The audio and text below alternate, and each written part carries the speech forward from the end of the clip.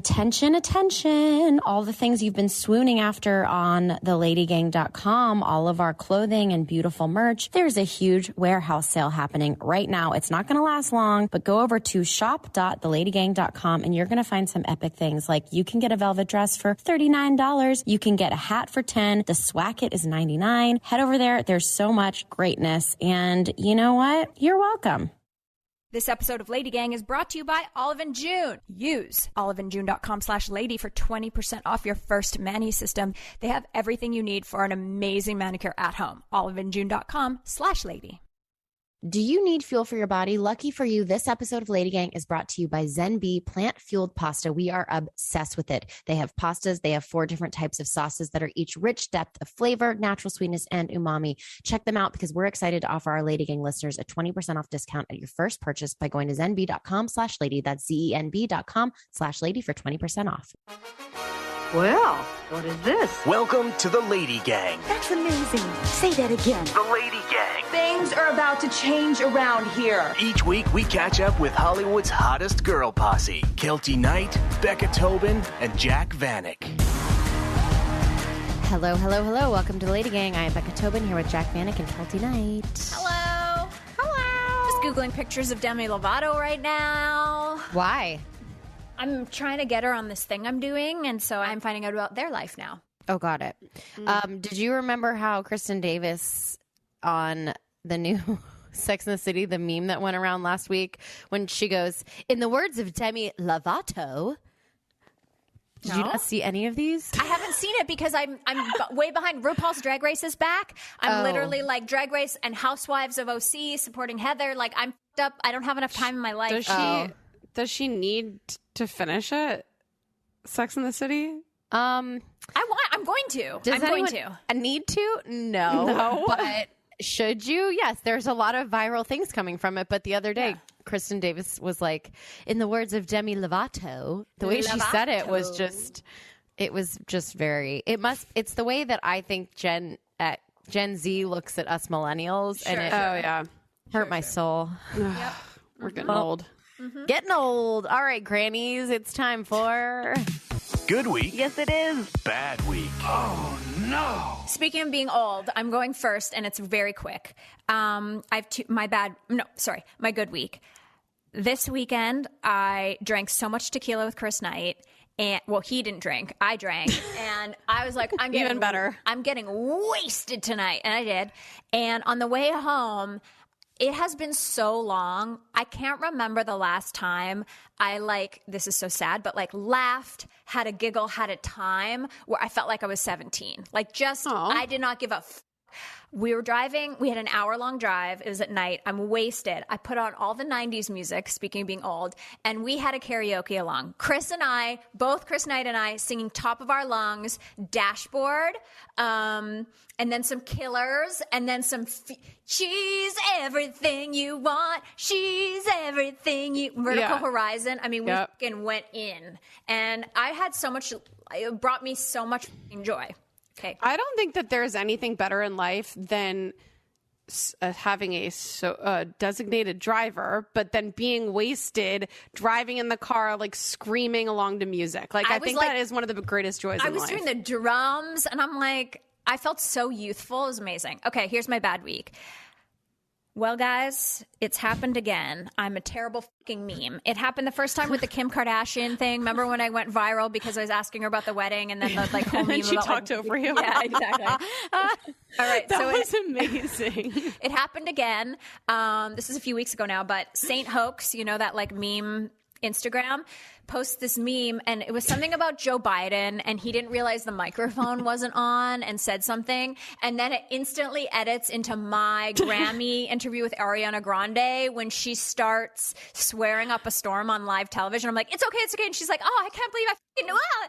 And I handled it so poorly, I should have and I was like, it's okay, you're Ariana Grande. My voice is so annoying. My cheek highlight is so aggressive. There's so many things that I want to pick myself apart. And now that's going viral. It's like I'm that interviewer on the internet who's just bad all the time. There's no viral moment of me Barbara Waltering. Every time I go viral, I'm being a fucking idiot. So, but you need to take the power back, go screen record that on Instagram and post it on TikTok before somebody else does, so it can go viral on your own page. you know what? I'm doing it right now. Well, you tell me. You guys and your I'm doing it TikTok right now. bullshit is so exhausting. Right now. I just need to try to help Keltie with hers. I love mine, and I don't care that it's like only a few viewers. Wow. It's quality, not Quality. Quality. Well, is it though? Because I feel like you're. Oh, I see what you mean with like with likes. Quality. But I think it's quantity is heavy over on your TikTok channel. The quantity is. You guys, do you know I feel how like many my people? lip filler Keltie, is so uneven that I gotta like press it down. do you know how many people I told about the fact that Keltie said she recorded 47 TikToks in one sitting? I was like, this is the most Keltie thing in the entire world, and anybody that knows her will really like understand it. And that is it.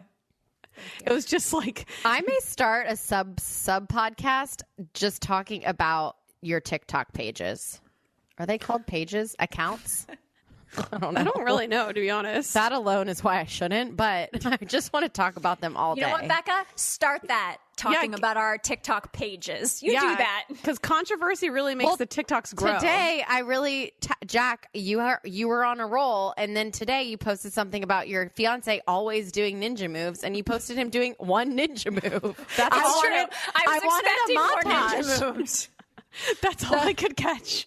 Can you guys just start sending them to me and I can tell you how to tweak them and make them funnier? Well, I don't have another one. I just found that, well, I might somewhere, but I just found that one like randomly in my phone looking for something else. And I was like, I got to do something with this. And I only had minimal amount of time before we started recording, and you got to post one a day. So I was on a time crunch.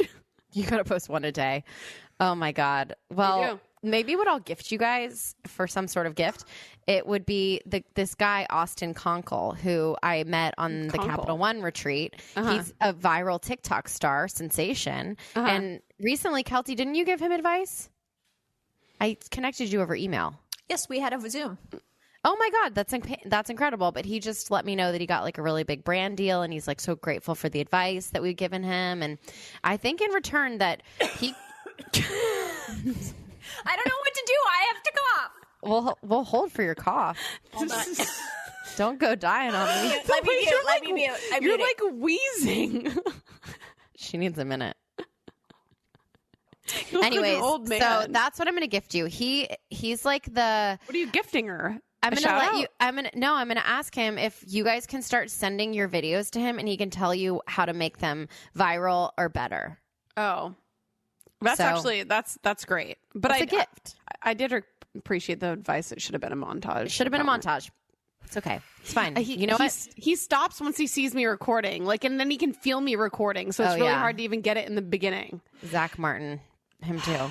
Gosh. Well, you know what? They can't all be hits. That one actually did okay, better than any of Keltie's videos. All right. Can I go next, or did you finish, Keltie? Do we know? Who knows? Okay. You're done? Jack's turn. It's my turn? I mean, I haven't gone yet. It doesn't matter. Go ahead, Becca. Go ahead, Becca. Well, I am very devastated. This is a tale of jewelry. This whole Good Week, Bad Week. Okay. And it's like very upsetting to me that I went on a walk the other day and I got home and I noticed that my Oura ring had slid off my finger. Oof. And I went back. I retraced my steps with a flashlight. How did it slip off your finger? No, aren't they It's quite cold tight? out. It's cold outside. And when you're cold, your fingers get skinnier. Shrink. Yeah. And I was dealing with the dogs and like 85 leashes and poo bags and blah, blah, blah. And I went back and I retraced every step for hours and hours. And it's gone. And I'm so sad. No, that sucks. Maybe we can get you another one. Yeah, I guess. It was just, I could have really used it. Okay, anyways, that was my bad week. But you know what? The universe, oh, look at Barbara. Oh my gosh. She's like, you've been recording far too fucking long. Get off the phone, Mom. She's right. That's what this feels like. My good week, though, is that I recently found a piece of jewelry. Oh, fun. A la Carrie Bradshaw style. Becca. My name necklace from high school. Oh my God, I love it. Oh, cool. I'm so excited. Is it silver? Are we doing this again? Yay. Okay, no, I'm doing this. And I'm going to have it dipped because you can get stuff gold dipped. Oh, that's a good idea. Oh, is it silver right now? It's silver because it was high school. It was back in the day. But then I'm like, oh, do I keep it silver? It's like nostalgic. Anyway, I had such good taste.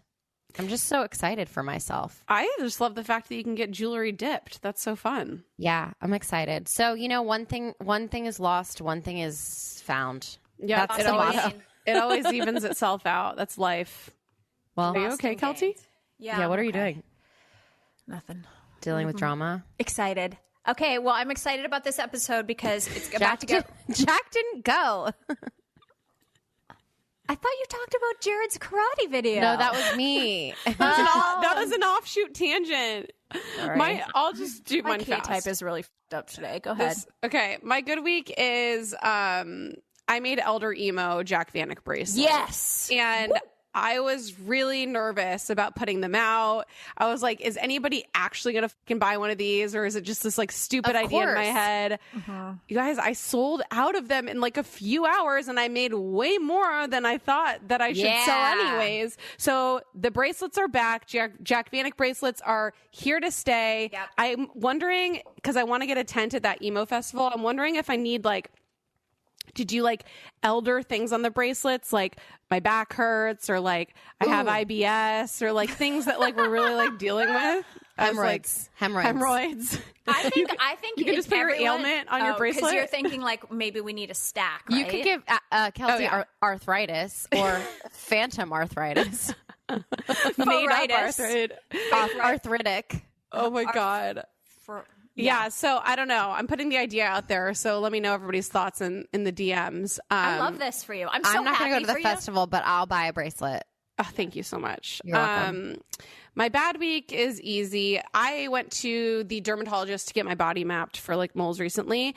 And I asked her about this thing that I have on my nose. And I'm like, I don't know if it's like something you can like remove or like whatever. What is the thing on your nose? She's like, oh, well, that's just a growth. And these are now growths that you're going to start getting as you get older. And she's like, there's also 2 on your chin and we can remove it, but then there will be a scar. So you're now better off just having the fucking growths on your face. So I'm now in this stage of life where I have growths. What is a growth? Like, is it a pimple? It's like a little bump. I don't know if you can see it. It's this little bump right here. Do you see it?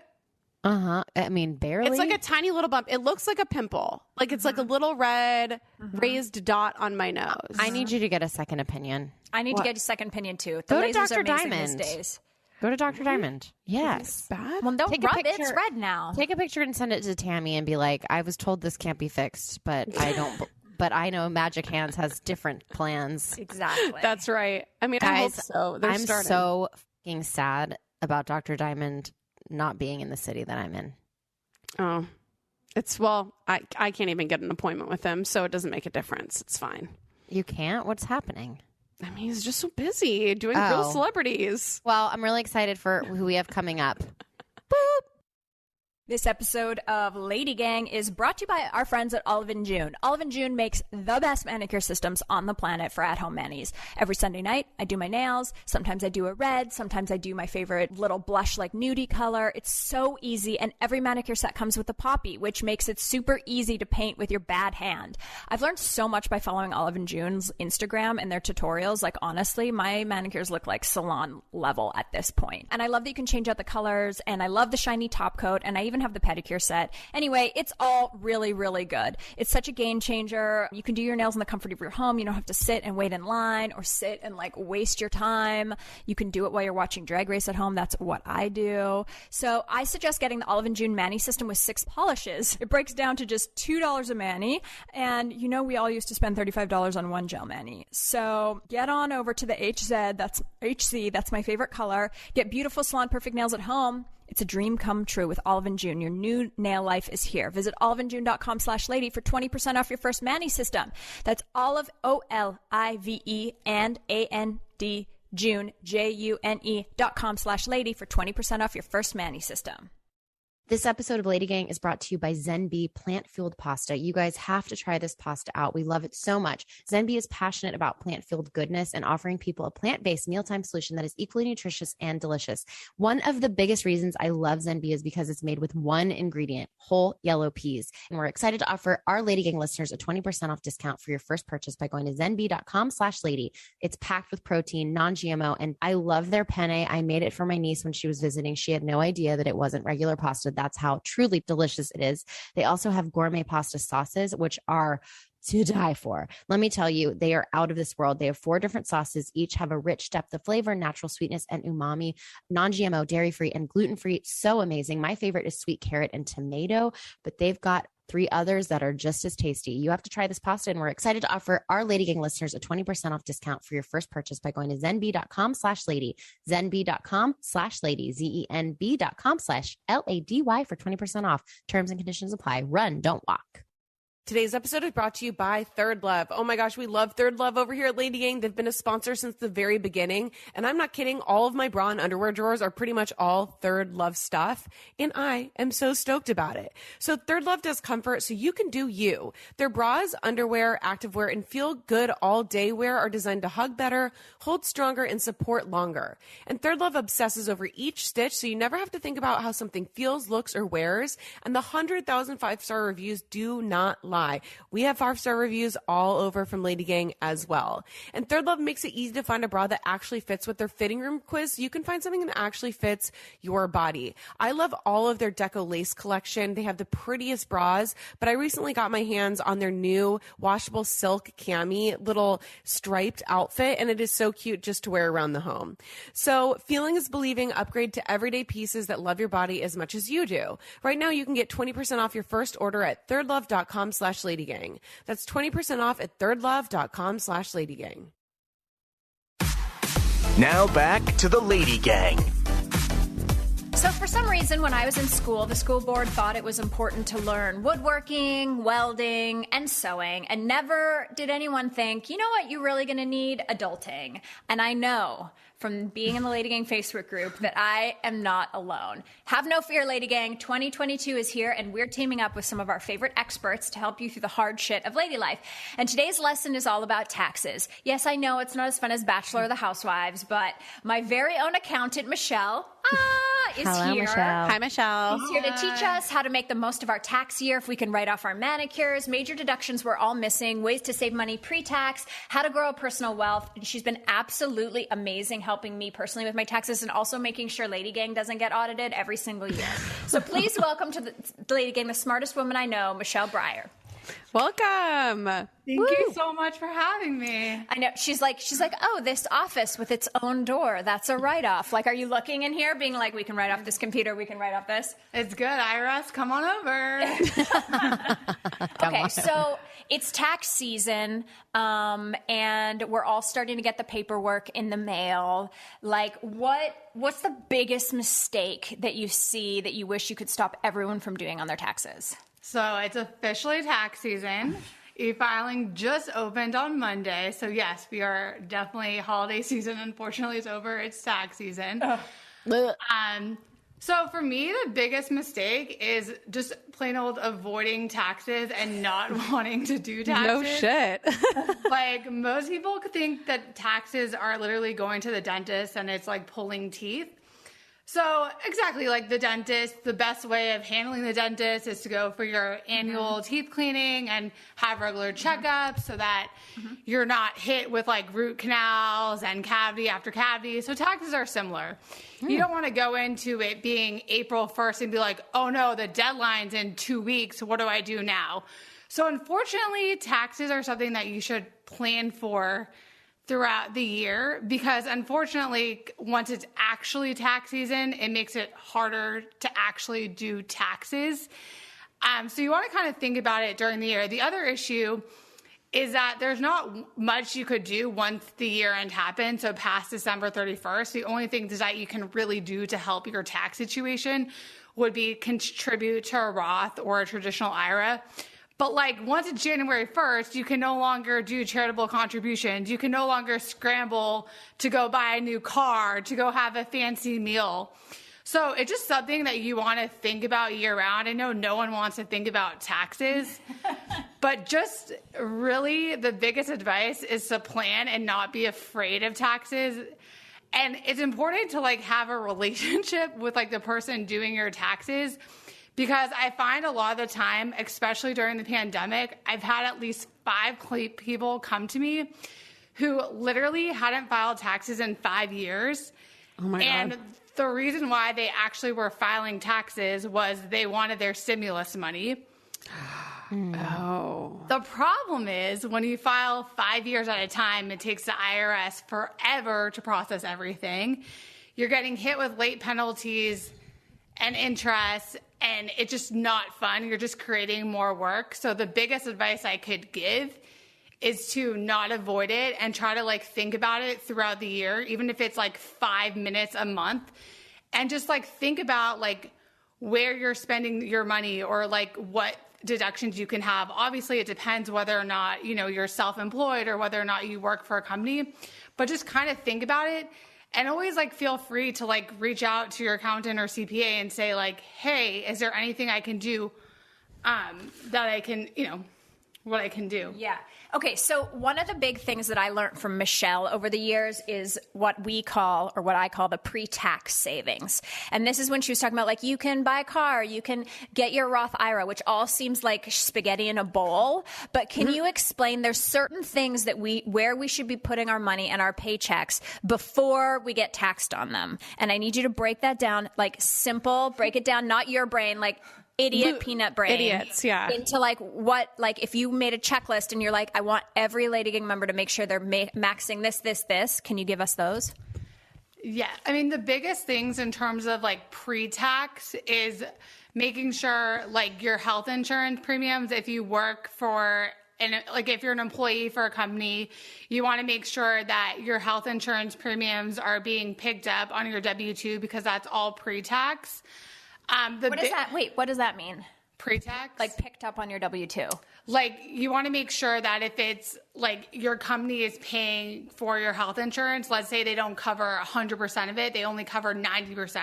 You want to make sure that the 10% that you're paying out of pocket is actually going through payroll, which 95% of the time it does. But that will help you, because most of the time people aren't really getting a deduction for medical expenses, because you have to have more than 7.5% of your adjusted gross income has to be like medical expenses, and then it only counts if you're itemizing. Anyway, sorry to bore you. But anyway, you just want to make sure that you are like, that's being included on your W-2, on your take-home pay, so that you actually see it on your paycheck. Hey, I had to pay out of pocket $100 a month. That's going on your salary. So if you work at a company, you basically go to the person who's in charge of the payroll and just say, hey, I just want to make sure that this extra 10% or whatever is being shown on my W-2, and they'll know what that means. Exactly. Great. Step 1. 95% of the time it's there. Yeah. Just do a double check. Okay, I'm making notes. I'm taking notes. The other biggest one is your 401k contribution.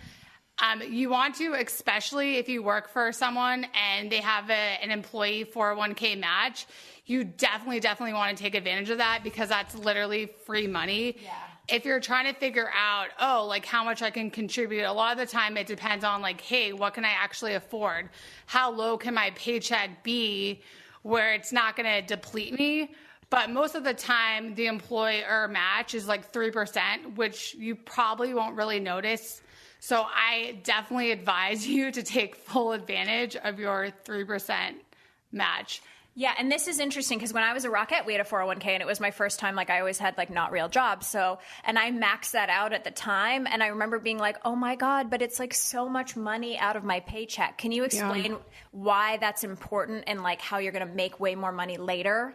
Yeah, so the whole purpose of a 401k is obviously you want that, you're putting money aside for your retirement. So hopefully, you're not, yes, every penny you're going to see.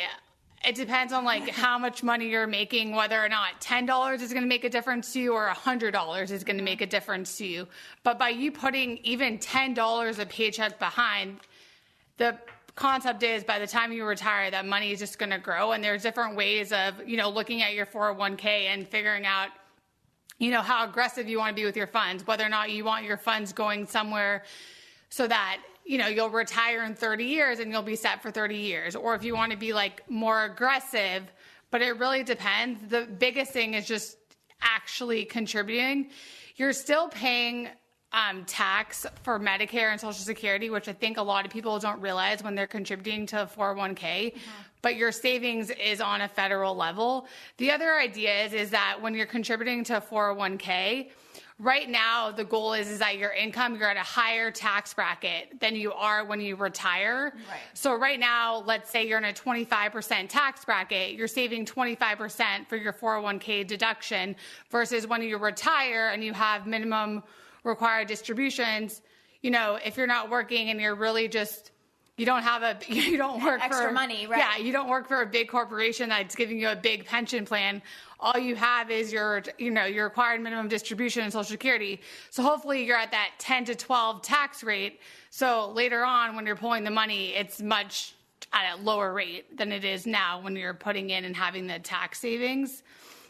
I love it. That was great. I think it made sense, right? Hopefully. Yeah. Okay, 5 deductions that you want everyone to look at and that they're probably missing this year. So in general, another big advice I could give is to make sure you're actually taking your deductions, because the IRS, what they do now is they match income. So any income that comes in, any W-2, any 1099, any Social Security, any pension, literally any income, unemployment, the government knows about it. You can't hide it. What they don't know is how much you're spending and where you're spending that money. So it's really important. Like when we talked about earlier, just being prepared, it's literally knowing what deductions you have throughout the year and not scrambling at year end. It's always better to give your accountant, your CPA, way more information, way more deductions, and let them decide whether or not you can actually take something. Because if they don't know about the deduction, it's not getting deductible. Right. And I think this is so interesting. Chris is someone who I couldn't get him to deduct something to save his life. He was like, oh, I'm going out to dinner with my boss, or I'm going out to dinner with this music guy. And I was like, put it on the company card or put it on our card so we can write it off. He's like, no, it's just dinner. And I was like, that's a fucking write-off. And that is against your taxes. Isn't a dinner considered a write-off if you talk about business before, during, or after? It doesn't even have to be very loose. It's vague, but yes, as long as you talk about something business related. Something cool about meals this year and last year due to COVID and a lot of the laws that got enacted because of COVID, specifically called the CARES Act, if we want to be specific and boring. But you can now deduct 100% of your meals, which is before you can only do 50%. So that's a huge benefit. If you want to go out with a business meal, you can literally have 10 drinks and all 10 of those drinks are fully deductible. Hell yeah. Wow. Even with an S Corp? S Corp, yes. It's 100% deductible meals. S Corp meals, that's what we're talking about specifically. Because if you're an employee, unfortunately during the 2017 Act, basically they took away unreimbursed business expenses where people who are employees of a company could actually have deductions if it exceeded 2% of their AGI. Where now that only works if, for California purposes, or every state is different, but for federal purposes, you can no longer do that. So these meals are specific if you have a Schedule C, meaning you have a business, or if you're an S Corp or a C Corp or an LLC. So yes, for you specifically, if we're talking about an S Corp, 100% of those meals are important. So now's the time to take advantage.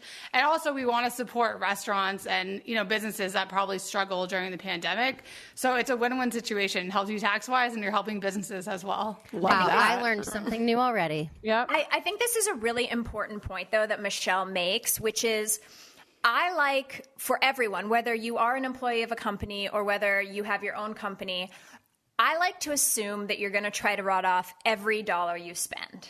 So get organized, get your money organized in a place where at the end of the year you can track your Venmo, you can track your PayPal, you can track your credit card and your debit card, and hand that all over to your tax specialist. That's why you pay someone. I think it's really important. Or, why you go online. Like, I think the onlines are okay too for people that only have one income source. But like those places are designed to help you figure out exactly where those deductions are. Don't count something out as, I can't write this off before the fact. Like, I take everything I spend, and then Michelle's like, okay, no, you can't. I'm like, are you sure, though? Because I wore that slipper to work. And she's like, no, girl, it's a fuzzy slipper. You can't write it off. I do have some specific write-off questions that I want to just jump ahead to. Okay. People said, I work from home now during COVID. Can I write off my home office, I'm saying that in air quotes, or like part of my rent or part of my mortgage? Honestly, it should be a yes, but unfortunately the IRS has not made that distinction or have not made that determination that it should be write-off. I think it should be, because you're literally spending money on your house or apartment. Air conditioning, heating, all that is an added expense that you never had before. However, most people are saving money with, commuting and not having to pay gas and saving time. So I guess in some situations it makes sense. Although I think, apartment houses are way more expensive than transportation per se. So unfortunately, no, it only works if you own a business. Like if you have a Schedule C and you were claiming home office, that never changed. Just they never made it go through for if you're an employee. And then people were also wondering about now I'm not on my work computer. I had to buy my own MacBook. I had to buy a ring light. I had to buy a camera. Can you write off any of your electronics? Unfortunately, again, no. If you're an employee, I know it's really messed up. However, I do recommend you asking your employer for reimbursing or asking for a computer, because obviously you're buying this stuff for work purposes, like a mouse, a keyboard, a computer is all really for work purposes, which all that stuff would be provided to you if you were in an office. So I would just recommend asking your employer, say, hey, I bought all this stuff for work. Can you please reimburse me? Because they, the work company, can write it off. Exactly. So it's a win-win. Okay. Other deductions. So we talked about just everything's a deduction until it's not a deduction, essentially. What about people with kids? And I guess this leads into my next question, which is when I was working for a corporation at CBS, I was always very confused because I would get my paperwork, my start paperwork, and they would be number of dependents. And then if you put 0, you take home more money on your paycheck. And if you put 1, they take more tax out, but then you don't have as big of tax bill at the end of the year. So can you explain, do you guys know what I'm talking about? Yeah. What the does that number mean? I just always guessed. I was I would literally ask the lady in the office, well, what did most people put down? And she'd be and then I'd put that down. That's how uneducated I was and don't understand.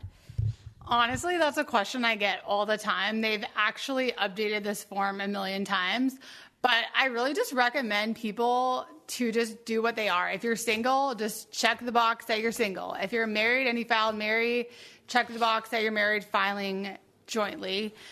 They've changed it before, whereas there would be more number of allowances, whereas literally it's a check if you're single, check if you're married, filing separate. Oh, check. So you don't have to do the 0 and 1 anymore, dependents? They changed it, whereas you yes and no, but it's not as detailed as it was before.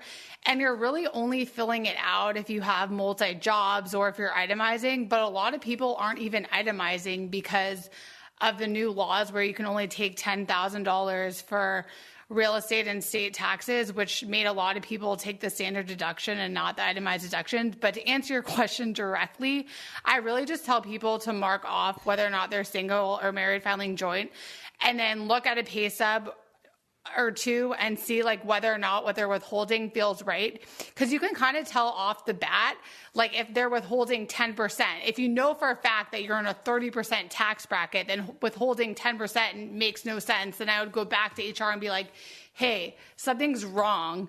Can you tell me what I checked off, wrong? Sometimes it's trial and error. Sometimes these forms are super finicky. And there's been changes throughout the year that unfortunately affect these. And there's no actual science, but my recommendation literally is if you're single, mark single. If you're married, mark married. But it's really important that although like there's two kinds of people who like super, big paychecks during the year and they don't have a problem owing at the end of the year. And then there's people who love their like big refunds. But it's important to know that if you're getting these big refunds, it's because the IRS had access to your money the entire year.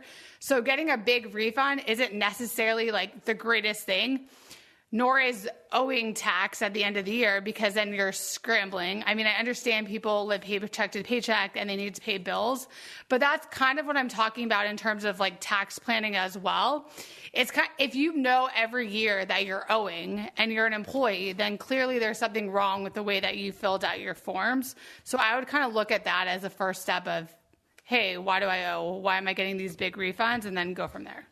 I have a question about, so if you have unpredictable income, like you have your own business or it's commission based or whatever it is, like, do you suggest doing like a quarterly where you pay quarterly? Do you suggest just being like, what's your standard? Because I mean, imagine a lot of people you deal with have this situation. Yeah, they do. I mean, it really depends on the person. I have people who like to do their monthly payroll. I have people who like to do quarterly. Obviously, the government wants their money as soon as possible. The government requires quarterly taxes if you're self-employed. I really recommend like having a conversation with your accountant, especially like once these big commission checks come in, and try to like plan and try to figure out what that's going to do. Obviously, you could get a writing gig or you could sell a book that's going to be, a one-time pop and then have no other income the rest of the year. So obviously that's something that you want to take into account, but really just paying taxes upon making money. You don't want to give the government money before you have to. But I would just, look at it even on a quarterly basis is super helpful, just so that, again, you're not owing a ton of money at the end of the year, because that's never fun. Yeah. And see, I do not take Michelle's advice. That's why it's so fun to have a tax person that knows you. So I am the person that I refuse to give the government money before I have to. I don't I know some people do quarterly where you're like, well, I don't want a bill at the end of the year. I'm going to pay this $5,000 every quarter so that I don't have a tax bill. But for me, I like my money where I can see it in my closet. Just kidding. No, I like that money that I'm putting into investments all year long. I like that money to pay off my credit card because the interest on a credit card is so expensive. I like that extra money. I put a couple $100 on the principal of my mortgage every month. So I like to spread that money out and pay things off so that I'm more debt free in my real life. Right. And then at the end of the year, I always get that huge, scary tax bill, but I know it's coming. Like I've been doing this long enough that I save the money. And so when I see a balance in my bank account, I can see like maybe I have, $40,000 saved for my taxes or whatever. Like that's the zero for me. That's zero for me because I know that that's not my real money. That's tax money. So that's how I do mine. And I know it's like, it can be really insulting and hurtful at the end of the year when Michelle's like, cool, write a check and I'm going to transfer out this money. And you're like, oh, because this whole year you have this little safety and you're like, I'm rich. I could buy that Hermes bag, but you can't. But I personally think like if you have credit card debt or you have student debt loan, like it could be good to not do the quarterlies, but that's just me. And I'm not a tax professional.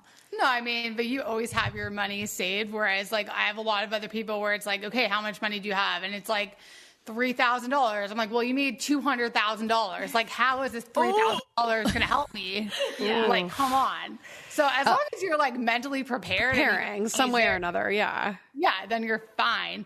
I mean, you don't want to be hit with IRS penalties. But again, if IRS penalties are less than, student loan interest, credit card debt, or you're working on your 401k or your money's being used, it's tied up elsewhere, then it is what it is. Just be prepared and don't like kill your tax person. Yeah. Like don't kill the messenger. Like that's my biggest thing.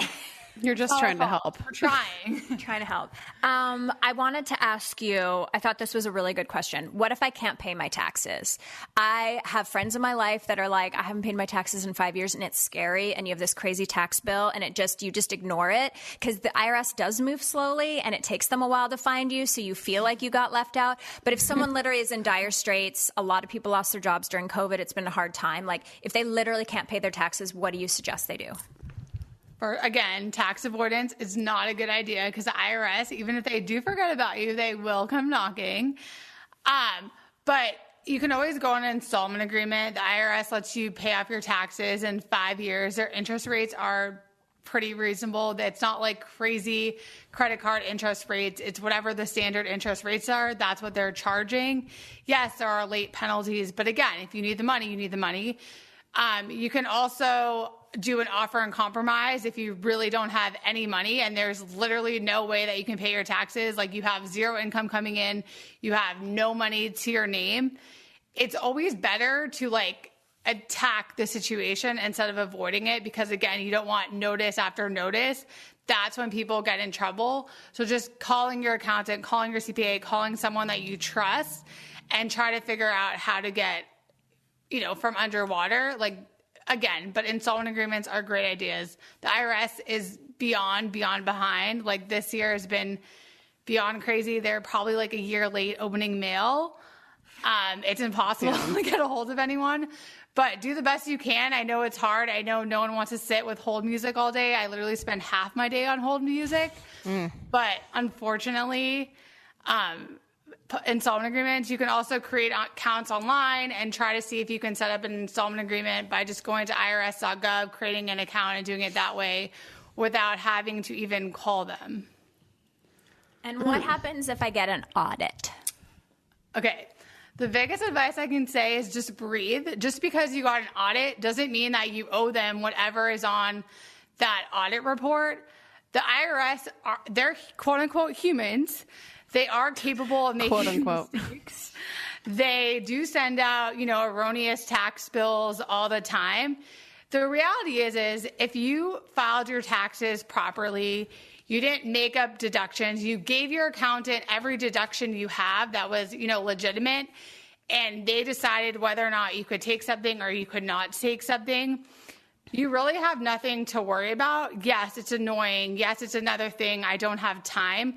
But again, you don't want to avoid them, because the IRS, especially on audits, they will not go away, and they'll just arbitrarily decide that you owe money, even though it's correct. So just gathering all your paperwork, whatever they're asking for, let's just say, they're going after meals and entertainment. Meals and entertainment is something, meals in general is a category that they could go after. The IRS, literally, they audit you based off of, like, if they say you're an actress, and that year, every actress they randomly surveyed, and every actress, $5,000 was their average amount going to meals, and you had $10,000. You can randomly be audited just because your number was higher than what the IRS decided their average was, even though everything you have is legitimate. So it's just important to keep receipts and records with you so that, again, you'll have nothing to fear. But again, don't avoid them.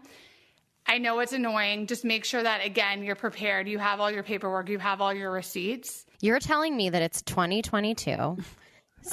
We are going on vacations to the moon, and they still need paper receipts from restaurants? They don't necessarily need paper receipts from restaurants. Honestly, paper receipts from restaurants really aren't the biggest thing. They'll usually take credit card charges. It really depends. Because I was going to say, all I keep is credit card charges. You took that way too literally. No, because I know people who got audited only in like the last 4 years, and they literally had to go around to every place and get receipts like reprinted for them. No. It really depends on how crazy the auditor is, if that makes sense. Okay. Like, they shouldn't go after you for your $2 Starbucks drinks. Obviously, Starbucks is more than $2, but... Right. What are you getting, a tea? Lame. Literally. Well, because there's also all these apps that it's like, just scan your receipts and you don't have to hold on to them anymore. And I'm like, why do we have to hold on to receipts anymore? But thank you. That makes sense to me. I thought... I mean, a lot of people do literally keep receipts. Like, I've had people who literally bring me a shoebox of receipts, and I'm just Sounds like my dad. I'm like, I'm not going through your shoebox. Like, you need to like add stuff up. Like, I can't. But yes, if you can like, a lot of apps like you're talking about, you can literally scan receipts. That will definitely help you. It won't hurt you. Right. It really depends on how annoying this auditor is. Hopefully, you get a nice, reasonable person. I haven't had anyone who, like, if they didn't have a meal receipt and it wasn't on a credit card, where they disallowed it. Right. Most of the times, the auditors will have more of an issue with like rents, and they'll want like all your rent checks. They'll want to see like a rental agreement. Right. Realistically, they should be going after big ticket items. You know, yes, if you're going to a meal and it's $500 and you can get a copy of a receipt, that's probably helpful. But like, again, Starbucks, you know, smaller ticket items, I really, really hope they have better things to do than try to find a $5 receipt. Yeah, me too. Get a life. But who knows? It is the IRS. They just posted that they're hiring if anybody out there wants to. Sounds like such a fun job. I would love it. Speaking of can you imagine how bad I would be at an IRS job? The amount of skimming. Oh my God. Keltie. Let's talk about our favorite topic here at the Lady Gang, hair, beautiful hair. And there is no one size fits all solution when it comes to hair care. A product that works wonders for curls might make straight hair limp and greasy. I have had so many struggles with finding the perfect combination with shampoo and conditioner. And thanks to my personalized Pros routine, I can honestly say I have never been more in love with my hair. Pros makes custom hair care that's effective because it's personal. Using natural ingredients with proven results, Pros customizes every product in your routine from shampoo to supplements. So Pros starts by asking you about you as a person in their in-depth consultation. They ask me unexpected things like eating habits, damage level, exercise. Then they analyze all the answers and determine what unique blend of ingredients would be best for your custom routine. I love Pros so much, and they have a carbon neutral certified B Corp. I love Pros so much. And if you're not 100% positive Pros is the best hair care you've had, they will take the products back. No questions asked. Take your free in-depth hair consultation and get 15% off your first order today. Go to pros.com/LadyGang. That's PROSE.com/LadyGang for your free in-depth hair consultation and 15% off. Today's episode is brought to you by Freshly. So I think everybody in this world knows how bad of a cook I am, but I know that there are also a lot of people out there that are just so busy, and cooking can be super stressful. So enter Freshly. Freshly has delicious, fresh, healthy meals, and you can get delicious chef-made, nutrient-packed meals delivered straight to your door with no cooking required, which is my favorite thing about it. Fresh and never frozen, ready to heat and enjoy in just 3 minutes. So getting food you love is incredibly easy. You can use the Freshly website or app to find meals that fit your lifestyle with plans that work for your dietary needs, preferences, tastes, and family size. My favorite meal that I have had from Freshly is their savory sweet chicken teriyaki bowl. Oh my gosh, it is so, so delicious. So stop stressing about dinner. Right now, Freshly is offering our listeners $40 off your first 2 orders when you go to freshly.com/lady. That's $40 off at freshly.com/lady, freshly.com/lady.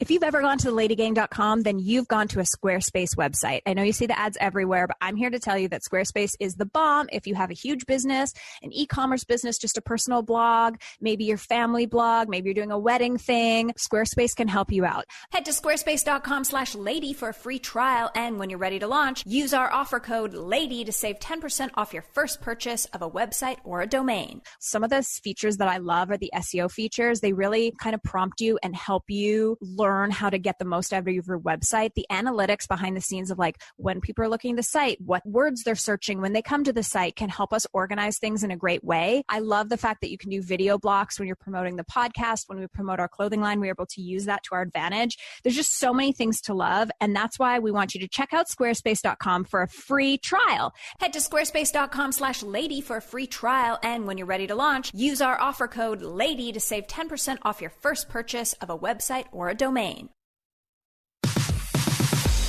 You're listening to the Lady Gang.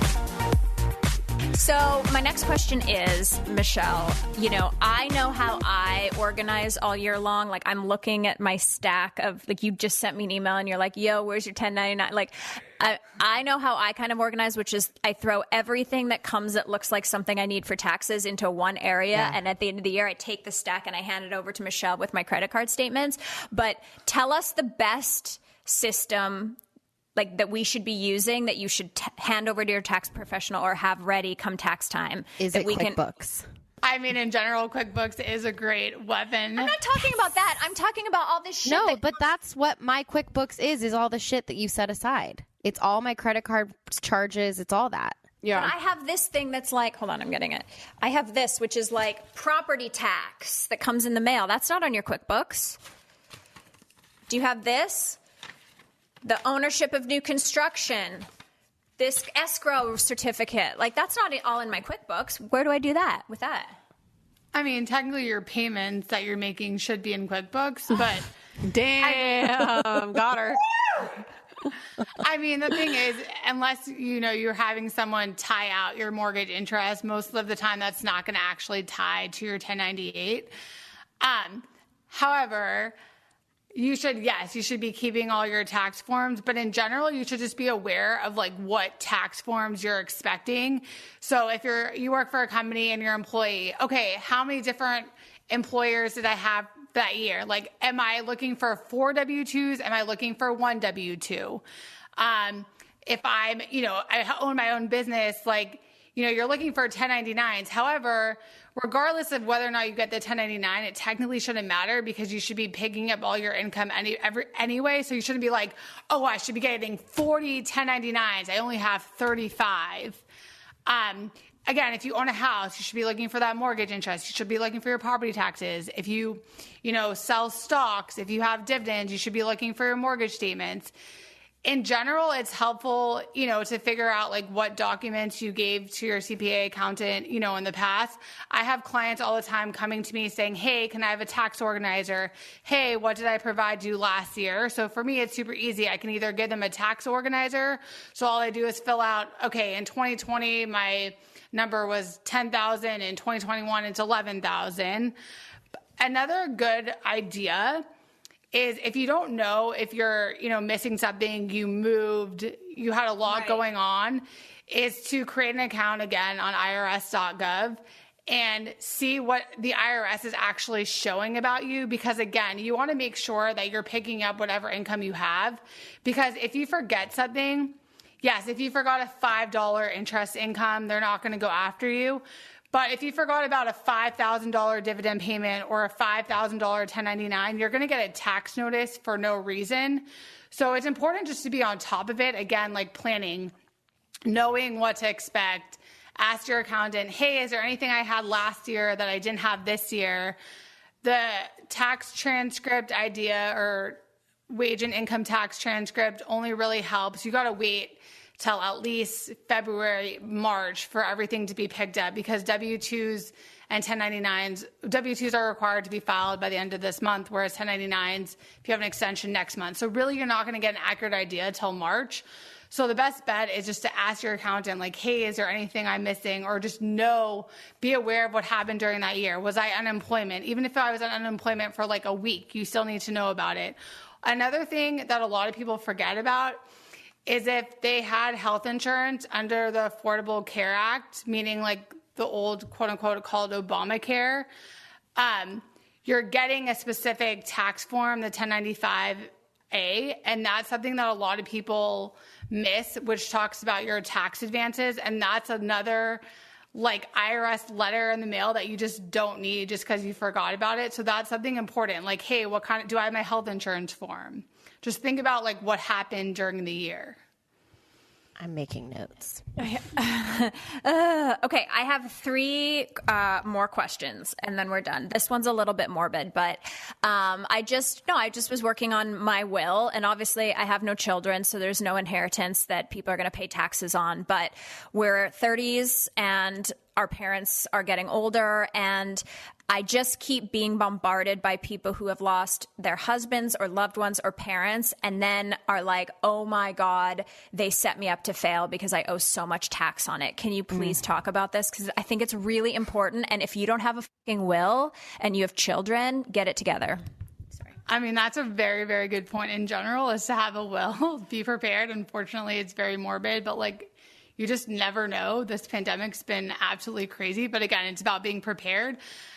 In general, the person receiving the inheritance isn't paying taxes unless they're getting an inherited IRA or a 401k.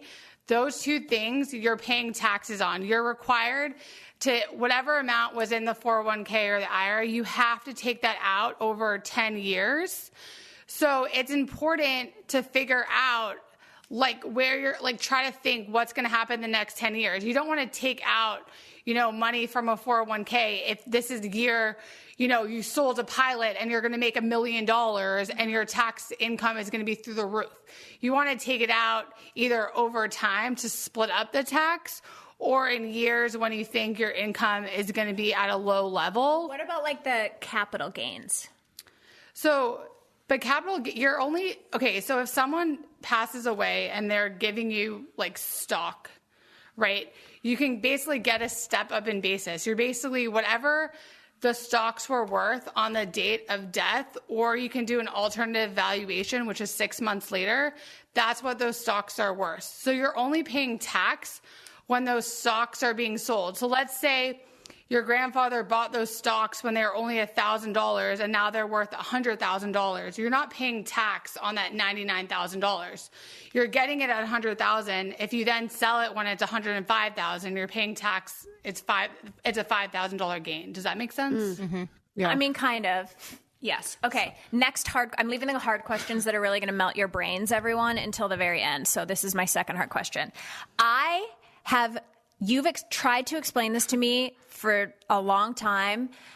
I have no fucking idea the difference between a Roth IRA and an IRA and like what they are and why I put money in them and where they live and all of that. Please explain. That is the same thing. Isn't it? An IRA and an IRA.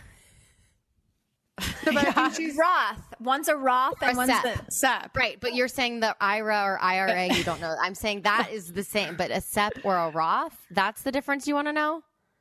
Aren't there two? I think in general, the SEP and the Roth are two different, aren't they? So there's a traditional IRA, there's a Roth, there's a SEP, and there's a 401k. Okay, so she was kind of correct. So there's four. Keltie was saying, I don't know about the IRA and the IRA, but that is the same thing. Yeah, those are the same. Yeah, That's the, yeah. Okay. Can you break down these four mystical fucking lands for us, please? Yes. Okay, so the 401k, traditionally, it's like when you're working for an employer and you have the option to be able to contribute to a company's 401k plan, which we talked about before, the importance of matching. The beauty of a 401k is, again, you're saving taxes. For 2022, I believe the max is $20,500, which is a large amount. Apparently, not that anyone wants my nonsense statistical status, but apparently only 3% of America actually maximizes their 401k, which I thought was interesting. But in general, 401ks are great in terms of the 401k match, being able to save that federal money now when you're in a higher tax bracket.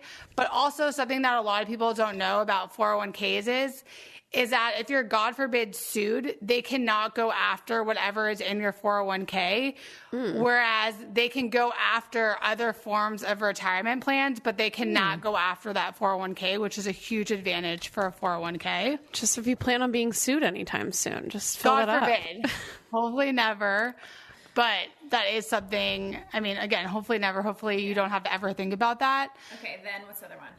Okay, so then there's a SEP, which is basically self-employed pension. So a lot of people who, if you're a Schedule C or if you have an S Corp, then you can contribute to SEP. You can also actually do a 401k if you're self-employed, but most people do a SEP. And the reason why people do a SEP is that if you're making large amounts of money, the amount you contribute is higher. It's more like $52,000, $53,000 a year. And it's based off of your salary or your net income. So it's 25% of your income. So if your income was $100,000, you could put in $25,000 that year, which is more than your 401k. That's the reason why some people would do a SEP, just to maximize that deduction when they're in a higher tax bracket. Right. A traditional IRA and a Roth IRA. Oh, by the way, this the 401k, you have to contribute by December 31st. A SEP is basically the due date of a tax return. So if you're an S Corp, then you'd have to contribute by March 15th. Unless you file for an extension, then you can go past to September 15th. But in general, a traditional IRA, a Roth, and a 401k, you can't go past the due date. So the 401k, December 31st is it. The Roth and the traditional IRA, you have until the due date of the tax return, April 15th. Regardless of whether or not you file an extension, April 15th is your cutoff. So it's super important. That's another reason why it's super important to like file taxes on time, is to take advantage of something like that. So a traditional IRA and a Roth, the max, I believe, for 2022, what year are we in? 2022. I believe it's 6 or 7. I think it's 7,000.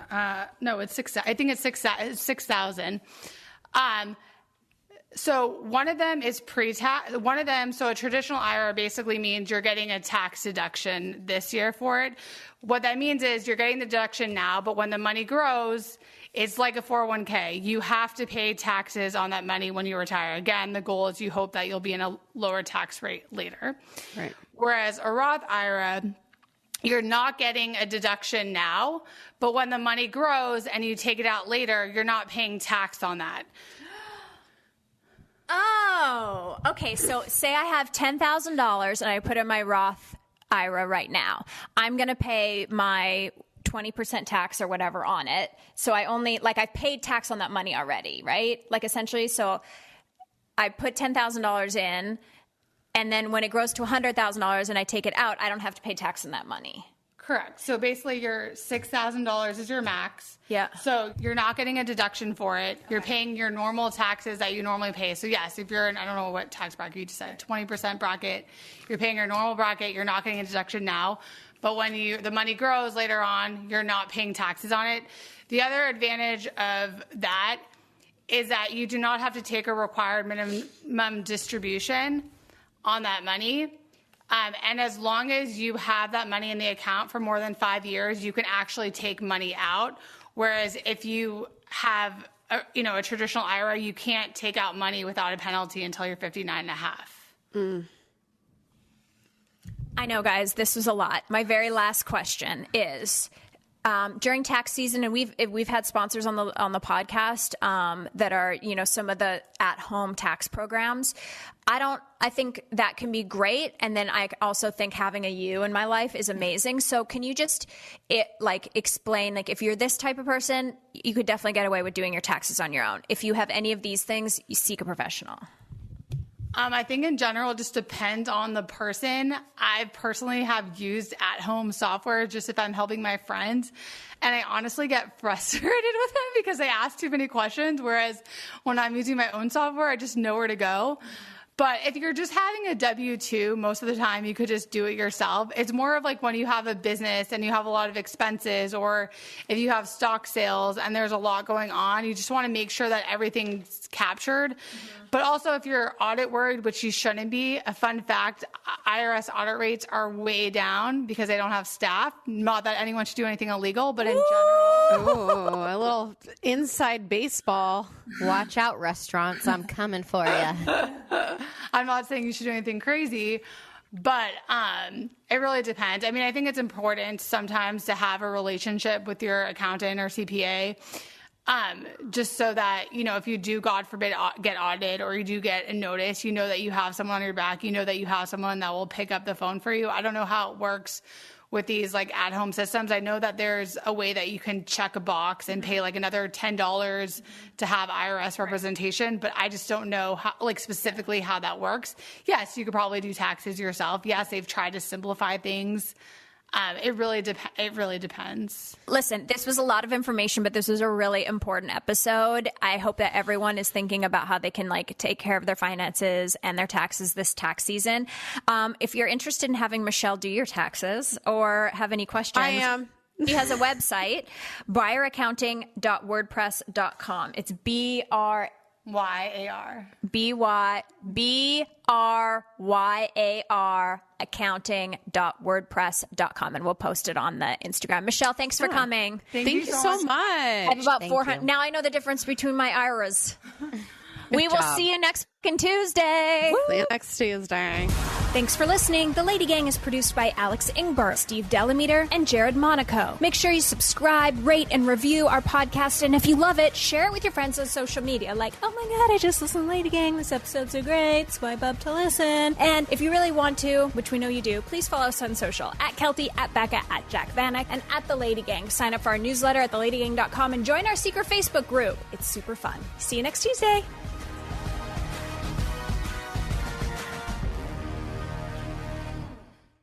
This February on Pluto TV, we're putting the spotlight on iconic Black talent. Watch your favorite movies like Top 5, 48 Hours, and More Than a Game. And drop in to binge Black TV classics like The Bernie Mac Show and Moesha. Pluto TV has hundreds of channels and thousands more movies and TV shows, all for free. So download the Pluto TV app on your favorite streaming device and start watching today. Pluto TV, drop in, watch free.